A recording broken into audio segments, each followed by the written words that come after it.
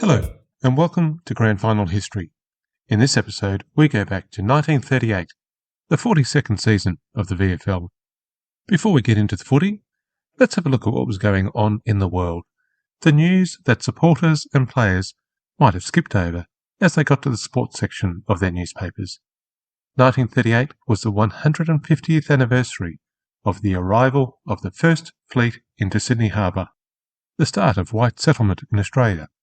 January 26 was a time of celebration for many, while the Australian Aboriginal League held a day of mourning with a conference at Sydney Town Hall. Doug Nicholls, who had played his last game for Fitzroy early in the 1937 season, before returning to Northcote in the VFA, was one of the delegates from Victoria. Sydney was the sporting focus in February, hosting the third British Empire Games, which would, in time, become known as the Commonwealth Games. Australia led the medal tally with 25 gold medals. Along with sporting festivities, Sydney was also struck by tragic events in the same month. On Sunday, the 6th of February, a sunny Bondi Beach was crowded with families, friends and tourists enjoying the iconic beach when 3 freak waves swept hundreds away from shore. Bondi lifesavers leapt into action, and 30 minutes later, after assisting 250 people, there were 150 unharmed, 60 suffering from immersion, 35 rescued unconscious and revived on the beach, and sadly, 5 people drowned. It's known as Black Sunday. Less than a week later, a ferry celebrating the departure of the US Navy ship Louisville capsized with 19 people dying. Celebrations turn into catastrophe in moments. In September 1938, the International Olympic Committee declared that the 1940 Olympics would be moved from Tokyo to Helsinki in Finland because of Japan's war against China. Sadly, the world would have other issues to deal with by the time 1940 arrived. September also saw British Prime Minister Neville Chamberlain make his famous Peace for Our Time declaration after meeting Hitler in Munich. Germany had already absorbed Austria early in the year, and the Munich Agreement led to Germany occupying parts of Czechoslovakia. There was no European war in 1938, but many feared it was coming. October 1938 saw some people in America flee their homes, panicking about a war with the Martians, when they mistook a radio play by Orson Welles as a real invasion from Mars, rather than a radio drama based on the science fiction novel by H.G. Wells. Fortunately, Americans are now much better informed and unlikely to believe ridiculous media broadcasts. There was a potential threat worse than an alien invasion in Victoria in October 1938, at least according to some. For the second time, the state would vote on prohibition of liquor licences. For prohibition to succeed, the legislation demanded a 60% yes vote, a convincing win required for such a dramatic change. But drinkers could smile. The threat had passed, with 660,000 votes rejecting prohibition and only 340,000 supporting it, a two-thirds majority for the status quo. In the previous poll in 1930, the vote was much closer, with 43% supporting prohibition. 1938 also saw the discovery of LSD, which has never been used by any league footballer, and there was also the discovery of nuclear fission by Otto Hahn, which was obviously nothing to worry about. On the domestic front, Nescafé instant coffee was launched in Switzerland, eventually being served in many footy club canteens for decades. The first appearance of Superman in DC Comics in 1938 would, in time, lead to many VFL and AFL players also being called Superman for their flying marks or their game-winning performances. Let's have a look at the footy for 1938. January saw Hayden Bunton depart for Western Australia. He spoke candidly at a farewell function. While playing for money, you should get all you can out of the game. If you can improve your position through your ability as a footballer, do so. because when you can't give your best any longer, you will soon be forgotten, and you won't have anything to show. Many people then and now want to recall a time of loyalty to the club, but the brutal reality is clubs will drop players when they don't need them anymore, so players need to be getting the most out of their limited playing time. Essendon had to make sure they did their best to hold on to dual Brownlow medalist Dick Reynolds, who had been unemployed for 2 months. He visited Adelaide to discuss coaching Norwood, who had also offered to find him a job. Essendon's secretary declared suitable employment had been found for Reynolds, and he would stay with the Dons. The Essendon Football Club might have had a very different history if Reynolds had taken up the offer from Norwood. February saw Carlton elect a new president, Kenneth Luke, a successful self-made businessman running his own metal spinning and engraving factory in Carlton by the time he was 29. His business grew and he would become a wealthy man, a philanthropist, and eventually president of the VFL as it made pivotal decisions such as the development of VFL Park in Waverley and, perhaps not surprising given his career, the introduction of the Premiership Cup. All of that is in the future. 1938 is when Kenneth made his debut on the stage of VFL administration. We will be hearing more about him in future episodes. For the moment, let's just say he is one of the archetype successful entrepreneurs that takes on a pivotal leadership role in a league club. South Melbourne had seen the likes of Henry Skinner in the first decade of the century and Archie Crofts in recent years, and there will be plenty more to follow at Carlton and other clubs. One of Luke's first achievements was to secure the transfer of Brighton Diggins from South Melbourne to Carlton, where he would become the captain coach. South had forced Diggins to stand down for the 1937 season, refusing to clear him, but they relented in 1938. Kenneth Luke was full of praise for South and said that Carlton would always be willing to help South if it needed any assistance. I'm not sure if that offer has been fulfilled, given the way that Carlton has treated the Swans over the decades, but let's not go there. February also saw the VFA confirm its intentions, flagged at the end of 1937, to break away from the league and play under its own set of rules, no longer bound by the Australian Football Council, the peak body for rulemaking made up of leagues from each state. The aim was to create a faster, more attractive game, which would draw more spectators and improve the financial position of the association. New rules included a return to the throw-in when the ball went out of bounds, rather than a free kick against the team that last touched the ball, allowing a free kick to be transferred to the nearest player if the intended recipient was injured.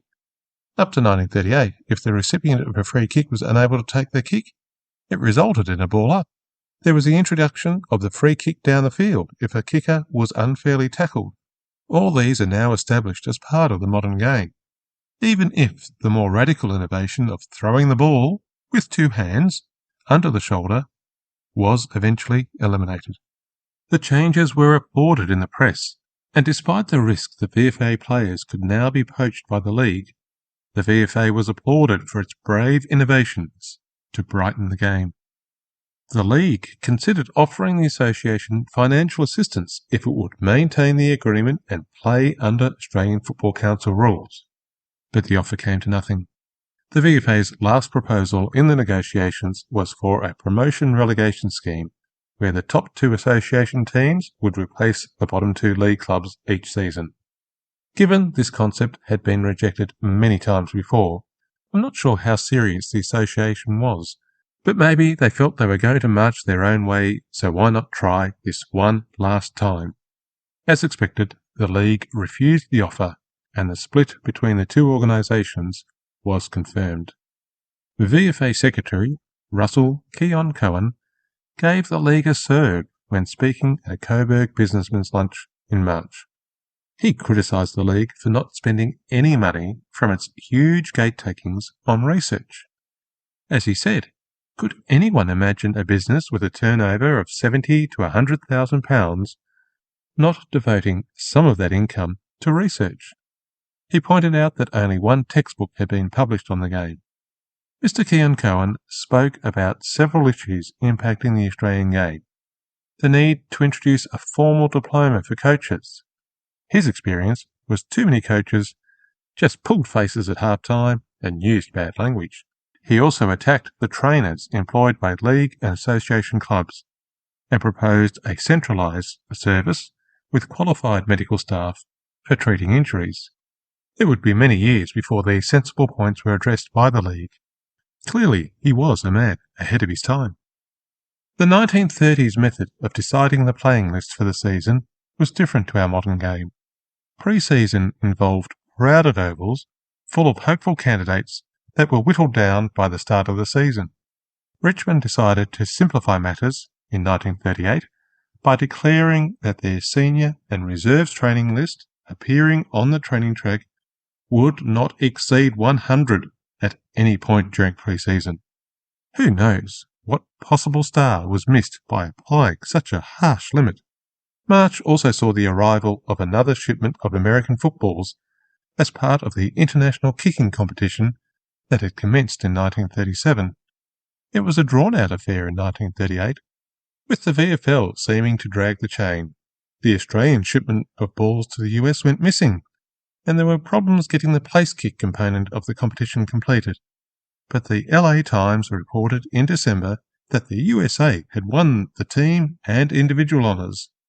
There are now several Australians punting in college and professional football in the USA, and perhaps they can trace a legacy back to the kicking competitions of 1937 and 1938. With the split between the league and association confirmed in late March, the league was placing hope in the registration agreement each player had signed to ward off raids by VFA clubs.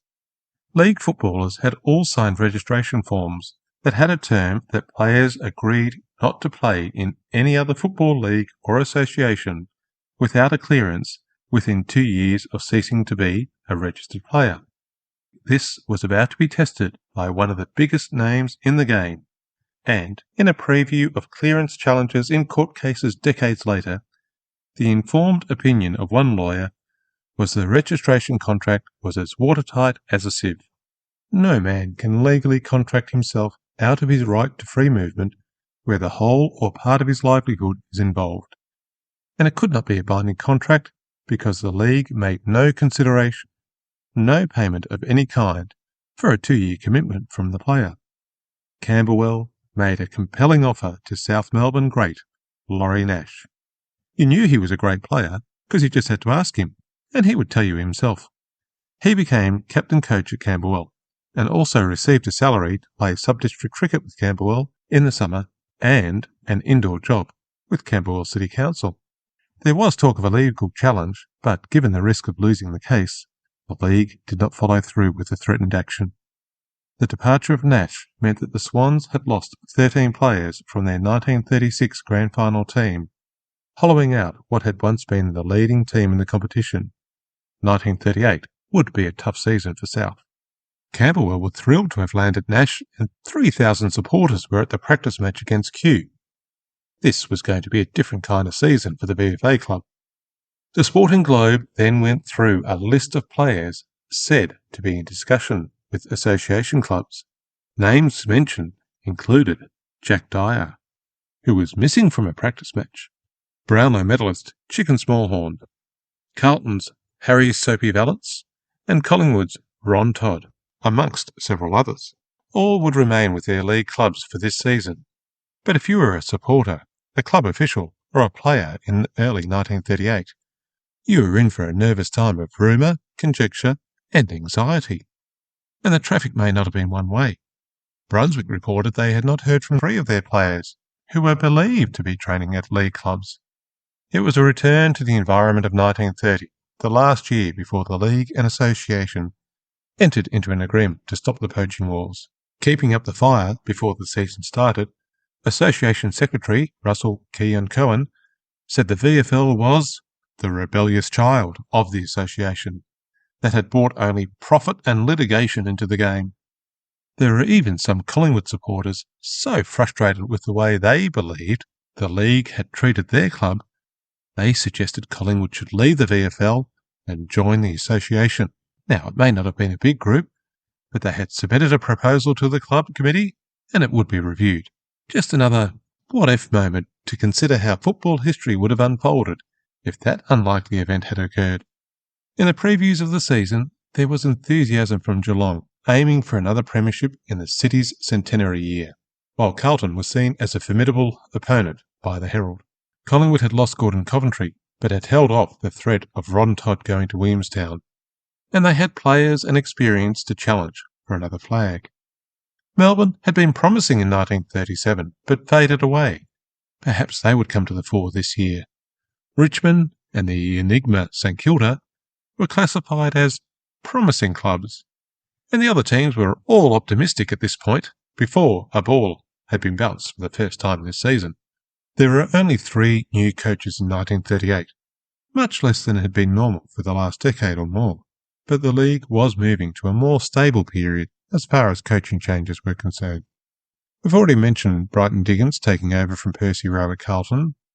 North Melbourne had appointed Keith Forbes, a 10-year veteran at Essendon, as their playing coach, to replace Paddy Scanlon, who had retired after 2.5 seasons.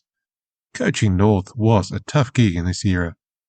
St Kilda had moved up the ladder with veteran coach Dan Minogue, but wanted an on-field leader, appointing Ansel Clark, and Carlton did not stop the clearance of their former captain, recognising his 9 years of service and the opportunity for him to improve his position in life. Minogue would remain at St Kilda as seconds coach, ready to identify and develop talent, responsible for all new recruits before they moved to the seniors, an innovative approach for the time. The season opened on Saturday, the 23rd of April, just before Anzac Day, but this was long before games were ever played on Anzac Day. 5 out of the 6 games were close going into the last quarter.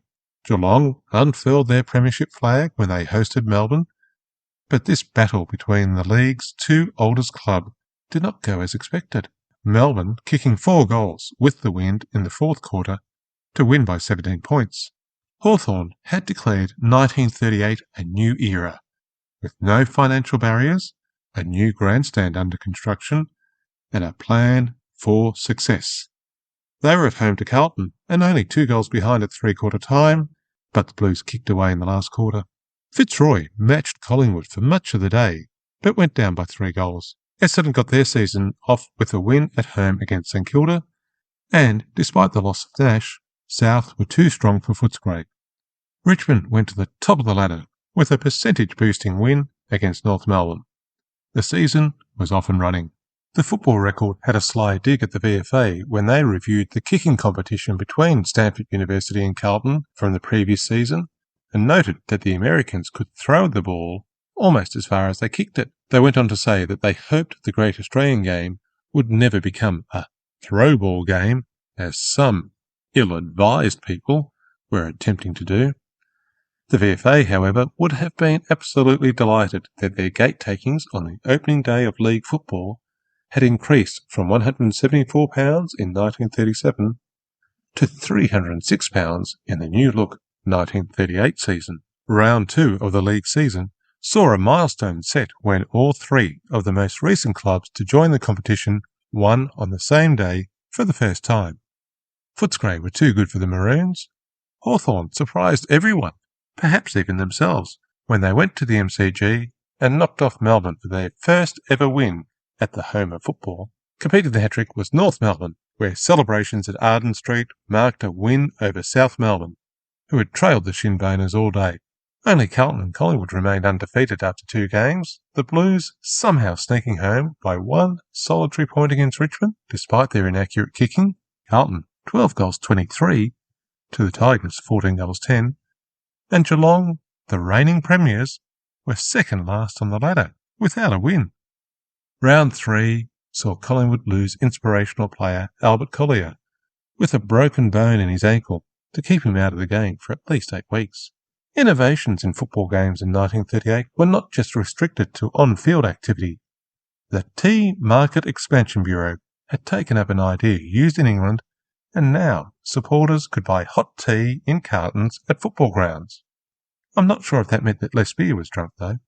An ugly incident occurred in round 5 at Victoria Park, where Carlton had been 39 points down at half-time and 4 goals behind at three-quarter time. But an incredible 9-goal last quarter gave them a 16-point win and kept their place undefeated on top of the ladder, despite Ron Todd kicking 11 goals for the Magpies in front of a record 38,000 crowd. After the game, Jack Carney, Carlton's smallest player, rushed up to shake his captain Brighton Diggins' hand, celebrating the stunning win. Diggins was talking to Harry Collier. They had played against each other many times and were workmates at the CUB brewery. In 1990, Collier told The Sun that Carney had made a remark that could not be printed in the newspaper, and so I wasn't happy. I turned around, I didn't punch him, I just sort of pushed him and said, "Don't argue." Whether Carney was pushed, slapped or punched, he ended up on the ground with a lacerated face. Carney was carried off the oval and had not recovered by 9 p.m. when he was taken to the Royal Melbourne Hospital, getting 2 stitches in his upper lip. At the time, Collier thought nobody had seen the incident, but Carlton lodged an official complaint. At the subsequent investigations committee, Collier was asked if he had anything to say. In response, he admitted he struck Collier, provoked by a remark he would not repeat. Carney denied making any comment, and Diggins gave evidence that he'd heard no comment and did not see the blow either. Prior to sentencing, Harry Collier said that he'd played 231 games and never been rubbed out. The verdict came in. The head of the committee said they had taken into consideration his long career and the frankness of his guilty plea, but Harry Collier was suspended for the rest of the season. For the 3rd year in a row, a key Collingwood player had been suspended and prevented from playing finals. Gordon Coventry in 1936, Albert Collier in 1937, and now his brother Harry. Magpie supporters were convinced that other clubs were combining to inflict unjustified suspensions on Collingwood because they had been too successful. A petition of 2,500 signatures was presented to a league delegates meeting to review the suspension, but it was rejected 11 votes to 10. Adding to Collingwood's pain was the injury to veteran fullback Jack Regan. A dislocated elbow would keep him out from round 5 until his return against Richmond in round 14. The Magpies' depth was being tested this season. With Harry Collier suspended and his brother out with an injured ankle, the Magpies elected defender Fred Frood as captain, with Fons Kine as his deputy. Round 6 saw the completion of the first third of the season. Carlton lost their first game of the season by 5 points to Melbourne, despite the Blues getting the best of the field umpire Eric Hawkins, with 59 free kicks to the Redlegs, 21 frees. Carlton still sat on top of the ladder, followed by Collingwood, Footscray, Melbourne and St Kilda, all on 4 wins, with Richmond, Geelong, Essendon all on 3 wins, and still with reasonable expectations of a top 4 finish. After a number of lopsided seasons, 1938 had started out as one of the most level in memory. North were in their sadly familiar spot at the bottom of the ladder, with Fitzroy and South above them on just 1 win, and clearly out of finals consideration. There were 12 more games to go, and it seemed only Carlton would be really sure of making the finals. Just 1 week earlier, St Kilda had been second on the ladder, but a 66-point loss to Footscray saw their percentage drop, and they slid to 5th. Round 8 was a split round, with games played on Saturday and Monday. But St Kilda and Essendon players had it harder than most. They played Collingwood and Geelong respectively on the Saturday, then fronted up again on the King's Birthday holiday Monday at 10:30am in the morning to play their round 12 fixture. It was less than 48 hours after their Saturday games. The rare morning game, the first since 1920, was to allow St Kilda to travel to Western Australia and Essendon to visit Tasmania after round 11 at the start of July. I'm not sure we'll ever see morning games in the modern era, but if the broadcasters want it, you never know. Essendon beat the Saints in that unusual time slot in a game that was described as slow-motion football. well below league standards, with players obviously not recovered from the Saturday match. A bizarre incident occurred during this game. Essendon's Ted Bryce raced around the boundary towards the goals. In his haste, he went over the boundary line, but continued on. He kicked the ball to Ray Watts, who goaled. The field umpire signalled all clear. The goal umpire waved the flags, and the ball was taken back to the centre.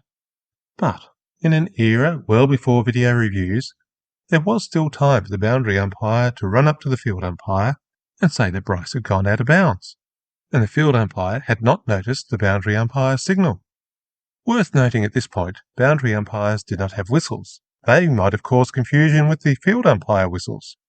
Boundary umpires, instead, waved a white handkerchief, presumably clean, to signal out of bounds, a little like soccer assistant referees with their offside flags.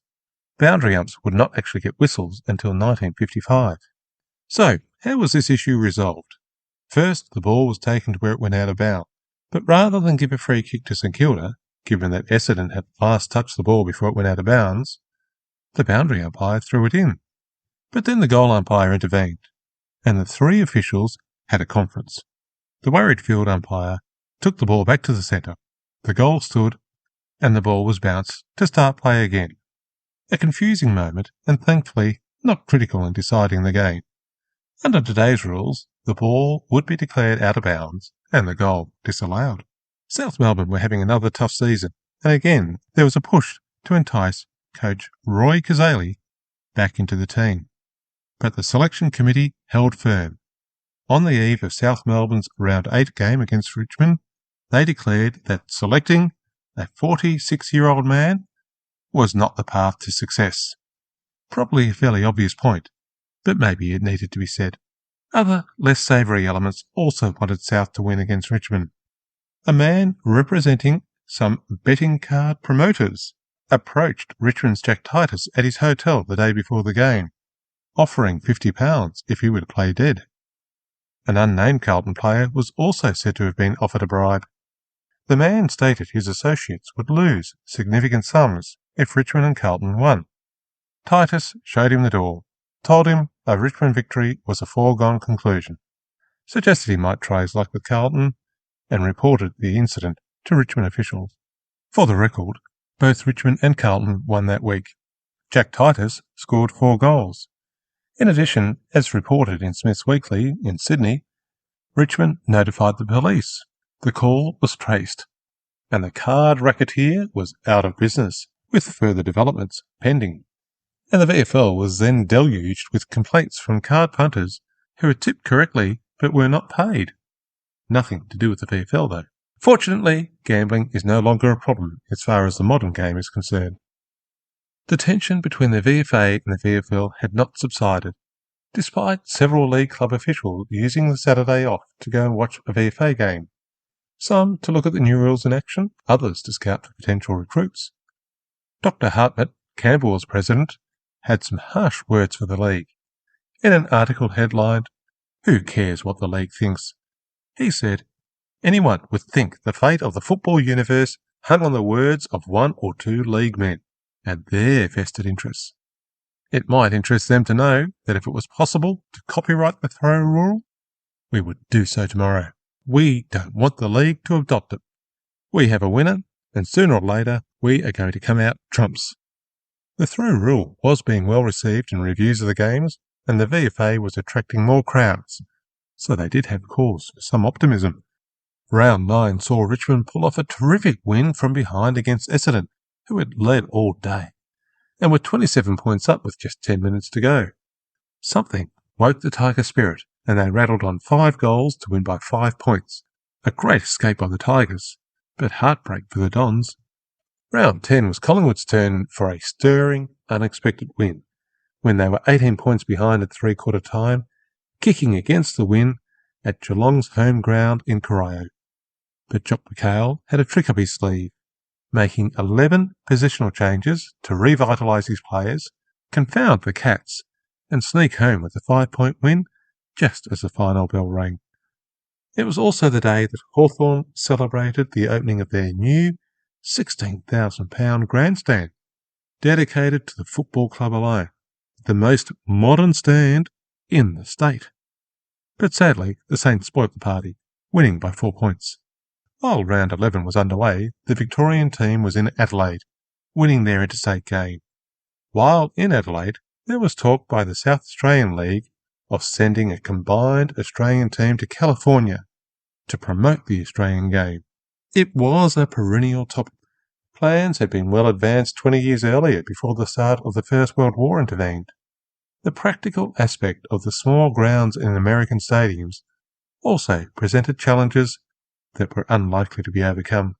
After round 12, the season was 2/3 done. Carlton was still on top of the ladder with only 1 loss. Second were Footscray, having their best league season ever on 8 wins. They had hopes of securing the double chance in the Final Four. Collingwood were third, a game behind, and then Geelong, Richmond and Melbourne, all on 7 wins, but Geelong's percentage had them fourth. The Herald's analysis of the team positions and the remaining games suggested Geelong was the most likely to make it to the finals. Geelong's 2 hardest games were to be at the Corio Oval, and both Richmond and Melbourne had to play 3 of the top 4 teams in the remaining 6 rounds. A hard task indeed. St Kilda and Essendon were a game behind these 3 teams, and it was hard to see them making up the gap. North had dragged themselves off the bottom of the ladder with 3 wins so far, once again beating Richmond in round 12, a team they seemed to have developed a habit of beating. But South were in trouble with only 1 win, way back in the opening round of the season. In recent years, the Western Bulldogs have played some home games in Ballarat, giving regional Victorians a chance to watch league games live. In 1938, during a bye week for the interstate game against Western Australia, Geelong played Richmond in an exhibition game on the Ballarat Oval, with the Tigers winning by 9 points in front of the largest football crowd in the city for 10 years. Other clubs used the week to travel to promote the game and to perhaps test out some new players or tactics, although the option of testing the throwing the ball rule was not allowed. Melbourne defeated a Bendigo representative team, and Fitzroy beat Essendon by 1 point in an exhibition game in Hobart, the Dons earlier having played a Launceston team. Hawthorn were too good for a combined Western District team in Hamilton, and the Saints were defeated in Perth by a second Western Australian team. On a heavy, muddy MCG, the Victorians were too strong for a gallant Western Australian side, used to lighter, drier playing surfaces, the Victorians winning by 22 points. There was a recognition of the changing transport trends when one of the Western Australian officials made the brave prediction that air travel would replace tiresome train trips. A 3-day train journey from Perth to Melbourne was not the best preparation for a football team. Air travel would reduce this to 1 day. Even as this prediction was being made, some of the Essendon players and officials who could not get leave from their jobs had flown across Bass Strait to join their teammates in Tasmania for their exhibition games. The travel world was certainly changing. Yet, even in our modern game, travel by air is still seen as a hurdle for teams travelling to interstate games. The visit of the Western Australians and a South Australian official to Melbourne allowed time for an unofficial meeting of the 3 big leagues of Australian football. Not an official Australian Football Council meeting, but the power brokers of the game had gathered. There was pushback against the dreaded throw pass adopted by the association, despite enthusiastic support from some commentators and spectators. However, there was an effort to address the dreaded holding the ball, holding the man issue, which had been contentious from the earliest days of the code. The Western Australian proposal was to outlaw the option of dropping the ball when tackled, which had been allowed since the early days, and require players to kick or handball the ball within a 2-second limit.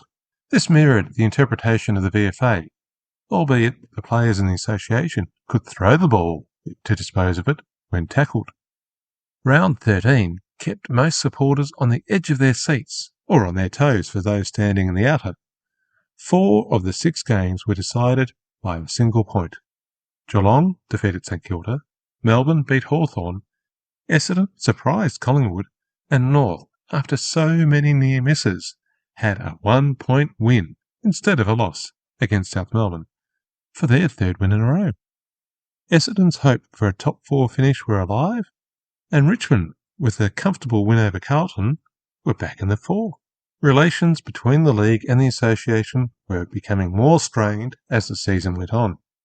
The association had hoped to play a semi-final and grand final on the MCG, their season finishing earlier than the league, and Melbourne would be playing away on those 2 days. But the league, who had a contract with the Melbourne Cricket Club, refused permission, saying the Melbourne reserves would be using the ground. Adding more heat to an already tense situation was the proposal by the owners of Olympic Park to set up a new VFA club to play at Olympic Park. There was talk of raiding VFL clubs for players, and the prospects of the centrally located ground, just opposite the MCG, hosting association games every second week with the attractive new form of the game that was gathering so many new spectators must have caused some frustration. We know it didn't happen, but for league and club administrators and supporters in that tense 1938 season, it must have seemed like anything was possible. The season was approaching its end in round 17. With 2 games to go, the final 4 was far from settled. Carlton was still on top of the ladder, a game clear of Footscray, and both of those teams were sure to play in the finals. The match of the day was between 3rd place Geelong and 4th place Richmond at the Corio Oval. The Tigers avoided train weariness by travelling down to Geelong on Friday evening. They spent a quiet Saturday morning before travelling to the Corio Oval. It all counted for naught. Champion forward Jack Titus broke down during the game, and Geelong dominated all day. The Tigers were out of the finals, and clubs were wondering how to cope with the perils of the long-distance travel to Geelong. However, the Cats seemed to manage to do it every second week, and for every final they played. Another shock result was St Kilda beating Footscray, which meant Geelong went to 2nd on percentage above Footscray, setting themselves up for the double chance, given their final game was against lowly South Melbourne. The final surprise of this dramatic round was 6th place Melbourne, defeating top-of-the-ladder Carlton. The Blues were a game clear on top of the ladder, but had a worse percentage than Geelong or Footscray, so if they lost their final game against the unpredictable St Kilda, they could drop to 3rd, after being top of the ladder since round 3. While the Saints were well out of the top 4, they had just beaten 2nd place Footscray. The end result of all this turmoil was Richmond out of the finals race, Collingwood back in the 4, level on points with Melbourne, who they were playing in the final round. In round 18, Geelong and Footscray won their games as expected, and there was no dramatic change in percentage, so those positions did not move. Carlton were only 3 points up at half-time in their must-win game against St Kilda, but they were far stronger in the second half, winning by 3 goals to stay on top of the ladder. However, their rover, Ron Cooper, who had played every game of the season, picking up a very handy 30 goals, was reported for striking and subsequently suspended for 4 weeks, so he would not be helping Carlton in their finals campaign. All eyes were on Victoria Park.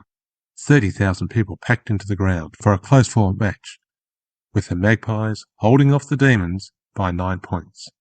Collingwood were in yet another final series, and Melbourne, after making the finals for the last 2 seasons, would have to content themselves with the 1938 Almostus Award for just finishing out of the finals.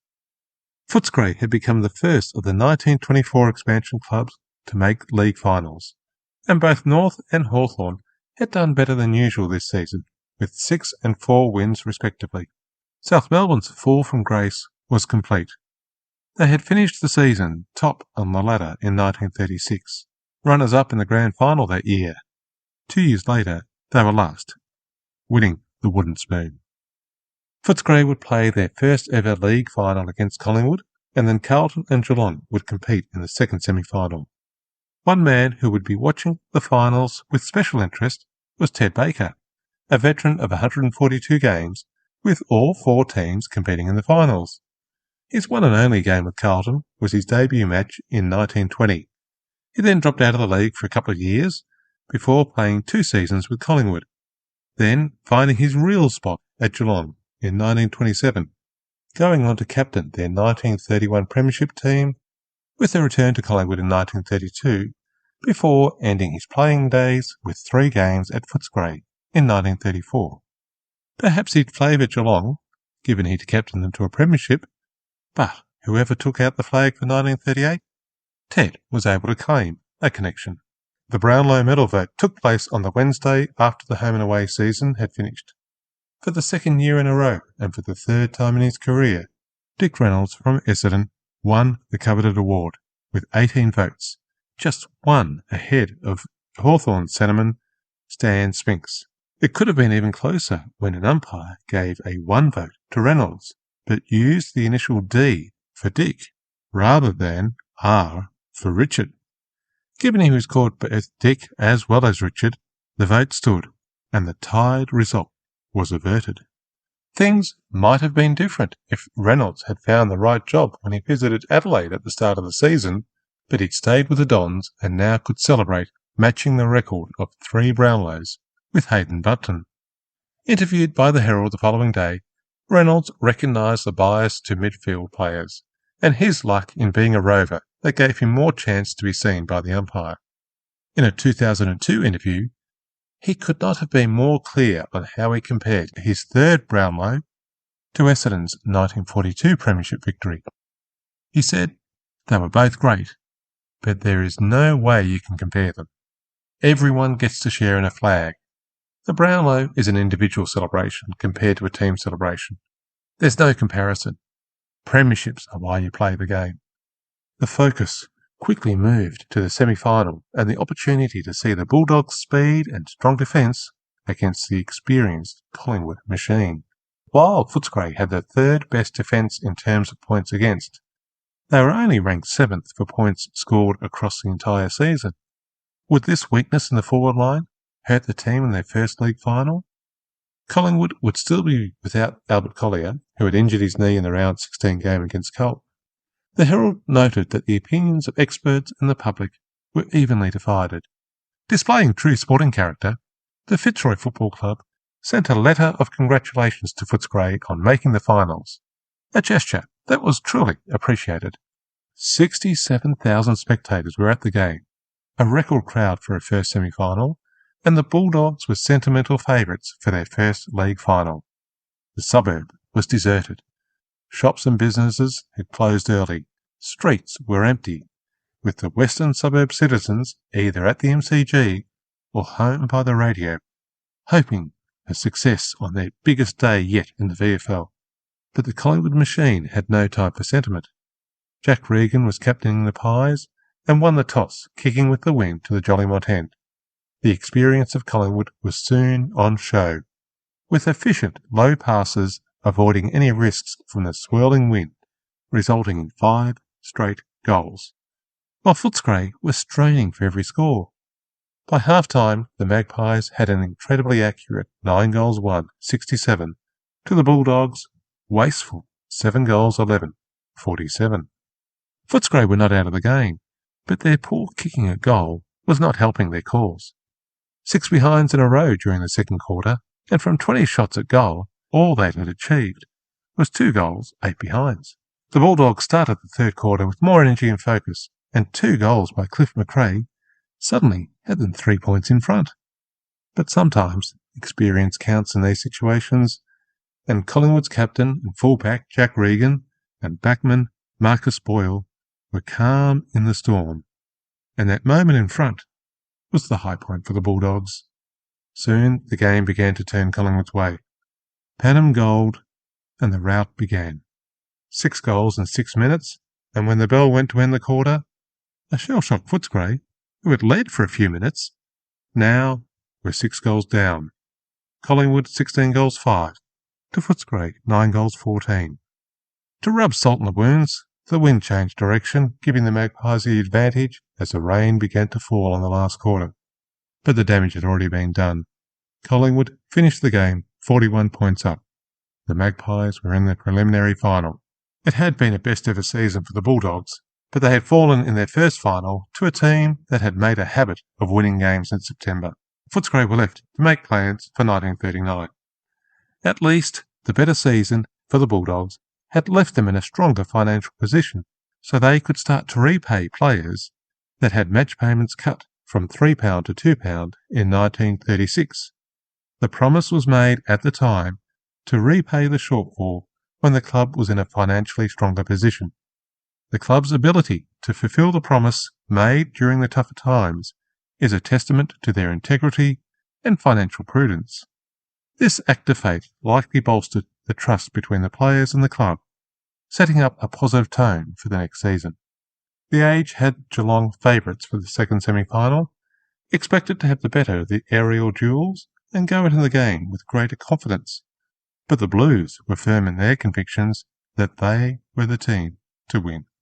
The Herald thought Carlton would have trouble covering the loss of rover Ron Cooper following his suspension, and the fact that Geelong had won their last 7 games in a row, peaking at the right time of the year.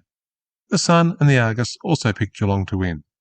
Carlton had won their round 11 game against Geelong at home in the only clash between the two sides this year, but would they do the same in the final? Another huge crowd of 65,000 were at the game.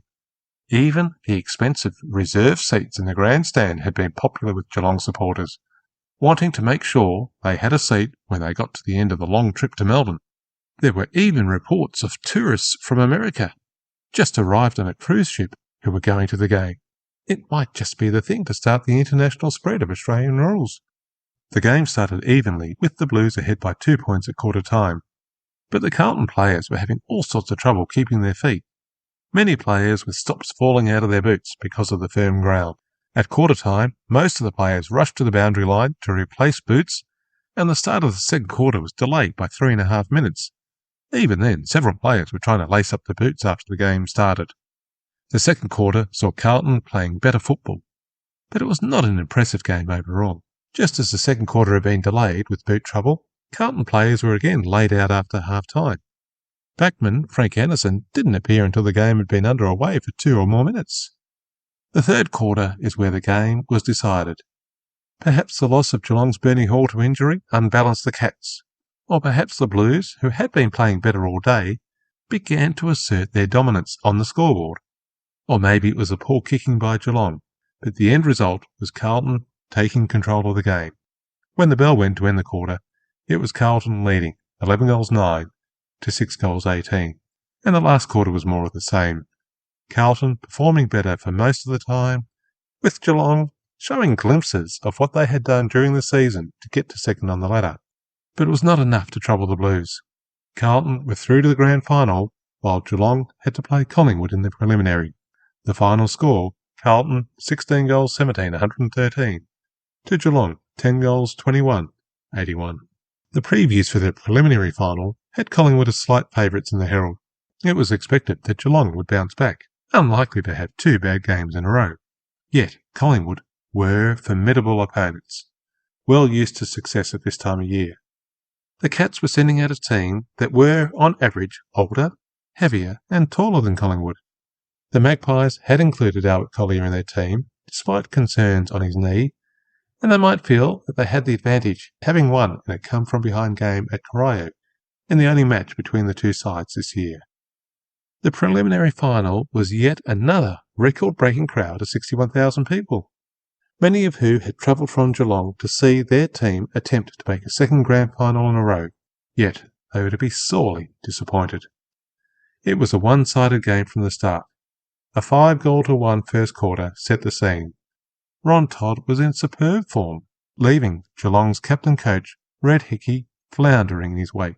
11 goals in a preliminary final, a record performance equalling the effort of Carlton's Soapy Valance in a semi-final in 1931 and the 1932 preliminary final, both against Collingwood. Collingwood kicked the first 5 goals of the game and never looked back. Geelong were playing better football than they did against Carlton, but it was still no match for the Magpies. If there was any hope for the Cats, it was snuffed out in the stunning final quarter, when Collingwood, already well in front, kicked 6 goals to demonstrate their dominance. The final scores, Collingwood 21 goals 9, 135, to Geelong 14 goals 14, 98. It had been a strong season for the reigning premiers until the finals, when they lost both games in decisive fashion. The week leading into the grand final was, from a global, political and military perspective, incredibly strained, as the crisis in Europe where Germany was demanding the return of Czechoslovakian territory, was unfolding with tense diplomatic communication between Britain, Germany, France, Czechoslovakia, and other countries, looking to avoid a European war. A crisis closely followed in Australia, given the implications it might have to join if the UK went to war. A football grand final provided a welcome distraction to these challenging issues. Collingwood's captain for the 1938 grand final was Albert Collier. It was a role normally occupied by his older brother Harry, but he'd been suspended earlier in the season. Albert was a tough, rugged player who had played as a follower but was also known as a protector, a player who would make sure that his teammates were left alone. His career had started way back in 1925, making his debut when he was just 15 years and 9 months old. He won a Brownlow in 1927 and had already played in 8 grand finals for 6 premierships, and this would be his 9th attempt to win the flag as he led Collingwood. Carlton would be led by their new captain-coach, Brighton Diggins. He had played in 4 grand finals for 1 premiership at South, but now he was in a new role. Diggins had to earn the respect of the Carlton players, and, as Mickey Crisp, who'd been with the Blues for 9 years, said of Diggins, he was determined, he was forceful if needed. He was never a bully. He drove us, he led us, but he always went with us. He never once asked us to go in where he would not go in himself. I might have said in shorter fashion, he won our confidence. Diggins introduced techniques that McHale had pioneered at Collingwood and Geelong's Reg Hickey had also adopted, setting up simulations of match situations during training, introducing more running for speed and endurance. Diggins also employed a German expert in physical education, Herbert Truman, to apply a scientific method to the players' fitness, training and development. Finally, Diggins had extra incentive to win this premiership. Carlton president Kenneth Luke had promised him £150 from his own pocket if Carlton won the flag, big money at that time, and sure to keep Diggins focused. Over the years, a myth has developed that Diggins, who worked at the CUB brewery, was forced to work on the Saturday morning before the grand final by Jock McHale, a foreman at the same brewery. But this has been dismissed on multiple occasions. Firstly, McHale worked in a separate part of the brewery to Diggins, and there is a photo of Diggins on the morning of the grand final, inspecting the MCG service, dressed in a suit, but wearing footy boots. I'll put a copy up on the episode notes at grandfinalhistory.au if you want to have a look. Collingwood's coach was the enduring Jock McHale. He'd been coaching the Magpies since 1912. He had won 8 premierships and been runner-up 7 times. He had coached the club to the unprecedented 4 premierships in a row between 1927 and 1930, and was now leading the club to a 3rd grand final in a row after winning twice in 1935 and 36, and looking to go one better than the defeat against Geelong the previous season. The umpire was William Blackburn for the 2nd of his 3 grand finals. He had been in charge of the 1936 grand final and the 1938 interstate game against Western Australia, and was known as a stern umpire, allowing little dissent from the players, and noted for an uncanny instinct of catching breaches of the rules behind play, where a man had disposed of the ball. He had joined VFL umpiring ranks in 1925, after time in the VFA. He'd made an in-depth study of the laws of the game, and after he retired, he would become an umpire's coach and an unofficial ambassador of umpiring, travelling near and far to educate those interested in the art and science of umpiring. Away from umpiring, he was employed as an ambulance officer in the Railways Department. The last time Carlton had won a premiership was back in 1915, during the First World War, when they beat Collingwood, coached then by Jock McHale, in his playing coaching years. Since that time, Collingwood had gone on to win 8 premierships and been runners-up 5 times, while the Blues had only been able to achieve runner-up 3 times. But the records would not count when the team met for 1938. The Herald had tipped Collingwood and the Sun had them as slight favourites. Horry Clover favoured the Blues in his column, while Ivor Warne-Smith tipped the Magpies. But all considered that it would be a close affair, as are most predictions before a grand final. Carlton took in an unchanged team, even though ruckman Jack Hale's face was a mask of black and blue bruising from a heavy collision in the final against Geelong. Yet the Carlton doctor assured selectors Hale was right to play, even though he'd been off work for 2 weeks. Team selection at Collingwood was a tense affair and continues to be a subject of dispute decades after the event. Albert Collier had not recovered from his knee injury. He played in the preliminary final, but the Argus reported that he seemed to falter early in the game, and it was evident his knee was worrying him. Collingwood had been able to dominate the game overall, so the impact of Collier not being fully fit had not been an issue. Collier could barely train in the week before the grand final, and many assumed that he would be dropped, but when the teams were selected, his name was there, despite Jock McHale's long-standing opposition to playing injured players in finals. Harry Collier said in 1993 that his brother hadn't wanted to play, but a desperate McHale had persuaded him. In an alternative view, Jock McHale's son said in 1999 that it was a selection committee that had overridden Jock's objection. The aim was to have the leadership that Albert could provide on the field. Brighton Diggins knew that Albert was injured and told his team to leave him alone. It was better to have an injured player on the field than risk having him replaced by a fit 19th man. It had been an unprecedented final series in terms of crowd numbers, and the grand final broke all records again, with 96,834 people crushed into the MCG. Carlton's backman, Don McIntyre, said it was so crowded that even getting through the crush to the dressing rooms felt like playing 1 or 2 quarters of footy. There were so many spectators, the gates were shut well before the game started, leaving thousands more disappointed they could not get in. It was so bad that halfway through the curtain raiser, spectators started spilling onto the ground, filling the space between the boundary line and the fence. One of the police officers controlling the situation was none other than Richmond Premiership player and former president Barney Herbert. He managed the crowd, keeping them in their place even as the players thundered past. The curtain raiser was the seconds preliminary final. Collingwood grabbed the lead late in the final quarter, but Footscray steadied, regained the lead and won by 5 points, giving them the right to play Geelong in the seconds grand final to be played on the Thursday showday holiday. If you're wondering, Geelong won their second reserves premiership in a row in front of 5,500 people at the MCG, beating Footscray by 11 points. Carlton and Collingwood players entered the playing field, most in the crowd cheering the sentimental favourites Carlton rather than the perennial grand finalist Collingwood. The grand final started in a bruising, forceful fashion as both teams tried to impose themselves on the game. The ball travelled from one end of the ground to the other as players bumped and charged each other in a strong, physical display, but without any scores being registered. At either end of the ground, defenders were dominating forwards. Collingwood seemed to take some control of affairs, but Carlton backmen Frank Gill, Jim Park, Don McIntyre and Frank Anderson just kept on intercepting the ball and repelling attacks.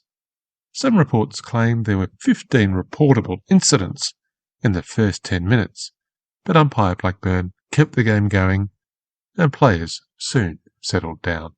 Eventually, about halfway through the quarter, Ron Todd received a free kick and scored the first goal of the game for Collingwood. Carlton responded with a goal to forward pocket Mick Price. Then ruckman Rod McLean kicked another for the Blues before Ron Todd got his second for the game. When the bell rang for quarter time, the crowd hushed for a moment. The Blues were up by 1 point. Players had a rest, grabbed an orange and listened to instructions. Spectators debated which way the game would go. After the usual time elapsed, the umpire was ready to start the second quarter. Players were in position. 97,000 people looked on, but everyone had to wait just a little longer, as Carlton wingman Jack Carney just needed a little bit more work on his boots. The Magpies quickly took the lead, kicking the first goal of the quarter, their supporters moving to even louder cheers.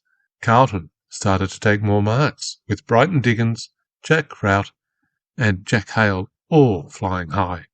The game was willing at times, with umpire Blackburn warning several players. The Argus noting that it was hectic, but not vicious. The Blues got onto a run. getting the ball out into the open with accurate kicking and strong marking, resulting in 4 goals in 5 minutes. The half-time score was Carlton, 7 goals, 6, 48, to Collingwood, 4 goals, 4, 28. The Blues were looking better, and Collingwood were effectively playing a man down, with Collier unable to run nor impose himself on the game. But there were still 2 quarters to go, and Collingwood had plenty of grand final experience to draw on. It had been a warm day, and many of the Carlton players started the third quarter in short sleeves. Collingwood threw Bevan Woods into the ruck, having kept him in the back line for the first half, hoping he would have more energy in the last 2 quarters. They had no time to lose. The game could be taken away from them if they were not careful. It was a good start for the Magpies. Quick passing, their trademark style, between Doherty, Kine and Todd allowed Jack Knight to run in to score the opening goal. The difference was just 2 goals now. Some more forward play with some inaccurate shots got them within 9 points. But the experienced Brighton Dickens took a series of brilliant marks, and the Blues' defence prevented any more Collingwood scores as Carlton's forwards stretched the lead to 17 points at the final change. Things had to change if the Magpies were to turn the game around. Young Ron Todd moved into the centre, and the veteran Albert Collier limped down to the forward pocket. Des Fothergill got the first goal for Collingwood, closing the gap to that 2-goal mark yet again. But quickly, Carlton's half-forward Paul Schmidt managed to get his foot to the ball as he fell over, and the resulting goal stretched the lead again. Umpire Blackburn bounced the ball to restart play, and a dashing moment of play from the ruck to Fons Kine through to Albie Panham gave Collingwood their second goal to bring that elastic band a little closer, keeping the crowd on their toes. It was a tough, scrambling quarter, with the ball being sent deep into the forward line for both teams, but again and again the backmen would stem the tide in the mouth of the goals, just to see it come back again and be repelled once more. Players began to follow the ball in desperation, moving away from their positions, aiming to get that decisive score. The noise from the crowd was deafening. Spectators were strewn around the boundary, but fortunately not interfering with the desperate play. With time on ticking down, Jack Rout, Carlton's centre-half forward, was given a free kick. He stopped, drew his breath, lined the goals up, and kicked. This time, the ball went through the middle, and Carlton's lead was 10 points. A handy break, but not enough to relax. Once more, the ball was deep in Collingwood's forward line. Then Carlton's Jim Francis grabbed the footy, running and bouncing to clear the ball. His kick to Jack Rout, who burst through the pack and passed to full forward Ken Baxter. His shot at goal straight and true, the definitive sealer, bringing Carlton fans to their feet, screaming. In one last desperate attempt, Collingwood took the ball forward, and ruckman Des Fothergill scored another behind. It was the last score of the game, too little and too late for Collingwood. Carlton had won their first premiership since 1915. The 23-year drought was broken. One man who had a closer view of both these premierships than most was Reginald Treloar, a boundary umpire in the 1950 Grand Final and, for the 5th time, a Grand Final goal umpire in 1938. Perhaps a lucky omen for Carlton. Hale may have been black and blue with bruising to his face, but he was nominated as the best on ground by most observers. Sometimes picking a player with an injury pays off. Other times, like with Albert Collier, it doesn't. When it works, the selection panel and the club have taken an inspired risk. When it doesn't, the team has broken the fundamental rule. Never pick an injured player. You just got to know when to break the rule, I guess. And then there was the doping that might have given Carlton an edge. They had started using glucose supplements to provide more energy, all part of the scientific approach inspired by Herbert Truman. Did they really work? Was there a true physical benefit? Or did they just give a mental advantage? We'll never know, but we do know who won the flag. In the post-game celebrations in the change rooms, Collingwood's president, Harry Curtis, secretary Frank Reith, and captain Albert Collier all went to congratulate Carlton. And their new president, Kenneth Luke, made it clear that he saw the Magpies as having set the standard, and he hoped, by following Collingwood's example, more premierships would follow to the Blues. Players went to a city hotel for dinner. They were all seated, ready to start, but Brighton Diggins, their successful captain-coach, was nowhere to be seen until he appeared through the door, holding up both hands full of cash. He'd been collecting on his bets, placed at double-figure odds before the season started, on a Carlton premiership. Along with the £150 bonus he got from Kenneth Luke, Diggins was having a profitable day.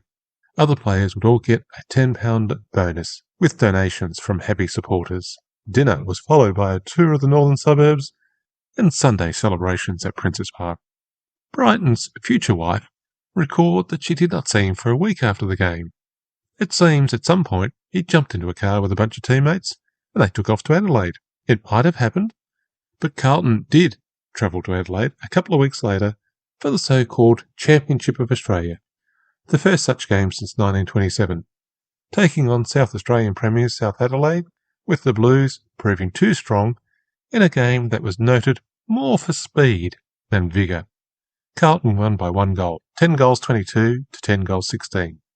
South Adelaide's George Shopson could have tied the result with a kick after the bell, but his shot went out of bounds. The week after the grand final was full of tension as war looked imminent, but by Saturday it seemed that the negotiations at Munich had delivered the gift of peace.